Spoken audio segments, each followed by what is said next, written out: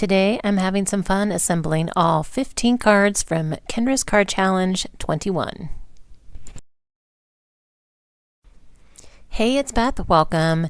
Today I am assembling all 15 cards from Kendra's Card Challenge 21.